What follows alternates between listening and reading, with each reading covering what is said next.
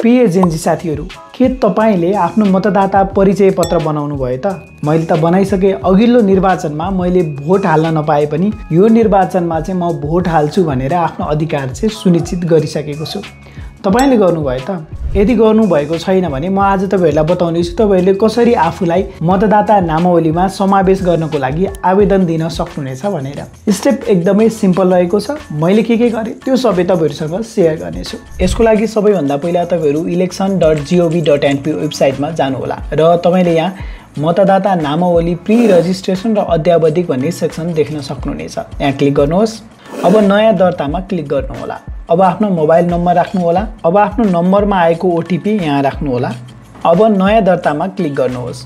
अब यहाँ तपाईले हालसम्म मेरो नाम मतदाता नामावलीमा समावेश छैन भन्ने उसमा चाहिँ यहाँ टिक लगाउनुहोस् र सुरु गर्नुहोस् मा क्लिक गर्नु होला। अब यहाँ पहिलो सेक्सनमा तपाईले आफ्नो स्थायी ठेगाना हाल्नुपर्ने हुन्छ। यहाँ पुरै लेखिएको छ नागरिकता अनुसारको ठेगाना भनेर।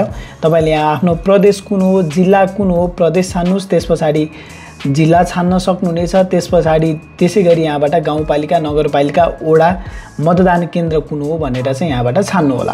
त्यसपछि अर्कोमा क्लिक गर्नु होला। अब अर्को सेक्सनमा तपाईले आफ्नो व्यक्तिगत विवरणहरू भर्नुपर्ने हुन्छ। जस्तो तपाईको नाम नेपालीमा सँगसँगै इंग्लिशमा, तपाईको विवाह भएको छ भने पति पत्नीको नाम, बुबाको नाम, आमाको नाम, हजुरबुवाको नाम, सँगसँगै तपाईको लिङ्ग, टेलिफोन नम्बर, मोबाइल नम्बर अथवा इमेल एड्रेसहरू चाहिँ यहाँ उल्लेख गर्न सक्नुहुनेछ। तपाईले यहाँ स्टारले मार्क गरिएको हरेक सेक्सन चाहिँ अनिवार्य रूपमा भर्नुपर्ने हुन्छ।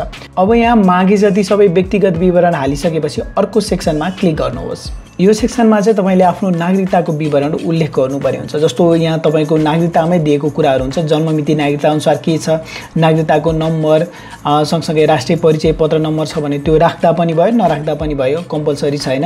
नागरिकता जारी जिल्ला कुन हो, यो सबै विवरण चाहिँ नागरिकताकै अगाडि पछाडि चाहिँ लेखिएको हुन्छ। त्यहाँ हेरेर यो विवरणहरू यहाँ भर्नु होला। अर्को भनेको तपाईको नागरिकता अनुसारको तपाईको जन्मस्थान कहाँ हो, कुन ठाउँमा जन्मिनु भयो, जिल्ला, गाउँपालिका, नगरपालिका हैन, त्यो सबै कुरा यहाँ मेन्सन गर्नुपर्ने हुन्छ। र अर्को एउटा सेक्सन धेरै नै महत्त्वपूर्ण छ। यदि तपाईँ अन्त कतै बसाइसकेर जानु भएको छ भने चाहिँ यहाँ चाहिँ मतदान गर्ने ठेगानाको रूपमा चाहिँ तपाईले यो सेक्सनलाई भर्न सक्नुहुनेछ।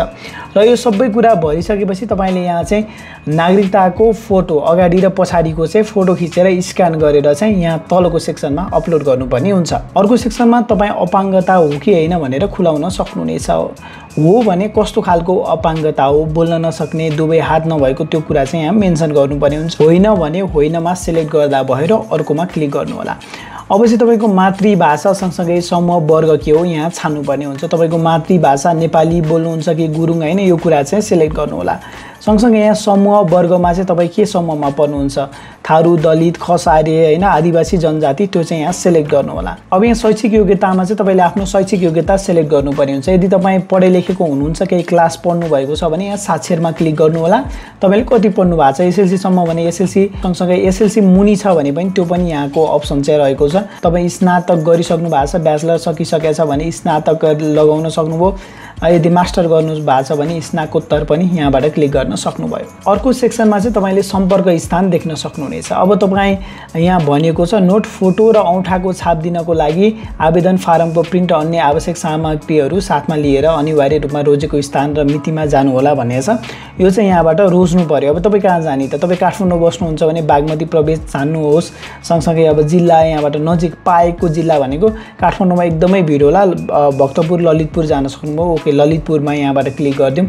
सम्पर्क स्थान भनेको जिल्ला निर्वाचन कार्यालयमा जानु पर्यो।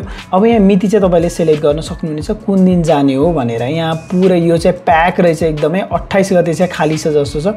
28 र 30 गते तपाईहरुले यो डेट जुन दिन चाहिँ खाली छ त्यो दिनलाई चाहिँ यहाँबाट सेलेक्ट गर्न सक्नुहुनेछ। मैले 28 गरेँ। अब अर्को सेक्सनमा जाउँ, पुनरावलोकन भन्ने छ है यहाँबाट।